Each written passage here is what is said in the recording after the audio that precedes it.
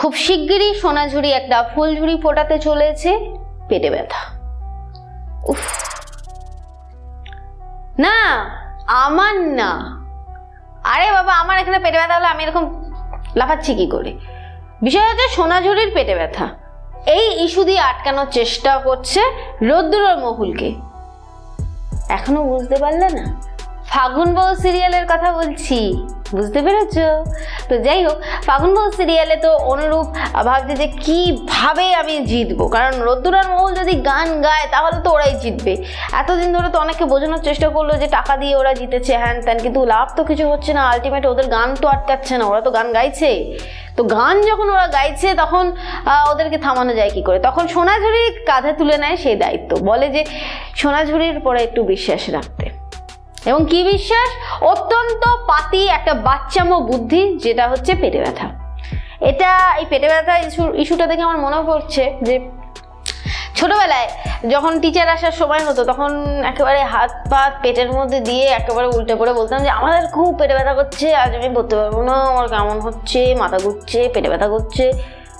তো আলটিমেটলি সে টিচার আসলে পড়তে বসতেই হতো। তো এখানেও সেরকম সোনাঝুরি বলছে পেটে ব্যথা পেটে ব্যথা পেটে ব্যথা, রোদ্দুর এবং মহুলকে তার থেকে দূরে যেতে বারণ করছে। তো অবশেষে অনুরূপকে ওখান থেকে পাঠিয়ে দেওয়া হয়।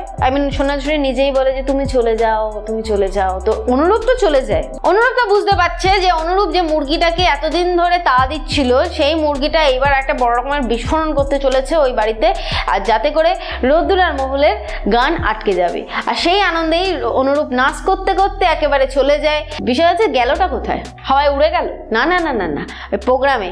তো যাই হোক, ওখানে মোটামুটি ফাইনালি রোদ্দুর মহুল যাচ্ছে না, আমরা কিন্তু তাই জানি। কিন্তু প্রবলেম হচ্ছে সেচকা তো ফিরে এসেছে। হয় নাকি? সেচকা থাকলে রোদ্দুর মহুল পারফর্ম করতে পারবে না? এও কি সম্ভব? সেচকা, রোদ্দুর মহুল সবাই মিলে সোনাঝুরিকে নিয়ে গেল এবার হসপিটালে, রোদ্দুরের হসপিটালে। সেখানে গিয়ে অবশেষে আমরা হয়তো এবার স্যারকেও দেখতে পারি। তো ফাইনালি সেখানে গিয়ে যেটা হতে চলেছে, সেখানে সোনাঝুরি আরেকটা ড্রামা ক্রিয়েট করতে চলেছে এবং সে বলছে যে কেউ যেন তাকে ছেড়ে ওখান থেকে না যায়। কিন্তু সেচকা এবার নিজের দায়িত্ব করে রোদ্দুর আর মহুলকে সেখান থেকে টেনে নিয়ে চলে যাবে সেই পারফর্ম করাতে। আর সেখানে গিয়েই সেচকা শুভদৃষ্টি হয়ে যাবে। সেচকা রাগ করতে নেই, বাচ্চা মানুষ, বলে ফেলেছি। বিষয় হচ্ছে সেচকার দেখা হয়ে যাবে মালবিকা বসুর সাথে। বেরিয়ে আসবে অনেক সত্যি, ভুড়ি ভুড়ি সত্যি। কেন মালবিকা বসু সেচকার থেকে দূরে সরে গেছিল, কিসের জন্য সে এই সিদ্ধান্ত নিয়েছিল, আদেও কি সে সরে গেছিল নাকি কোনো বড় রকম কোনো কারণ হয়েছিল বলে একটু দূরে গেছিল এবং সেচকা সেটাকে ভুল বুঝে ভেবে নিয়েছিল যে মালবিকা বসু তাকে ছেড়ে চলে গেছে।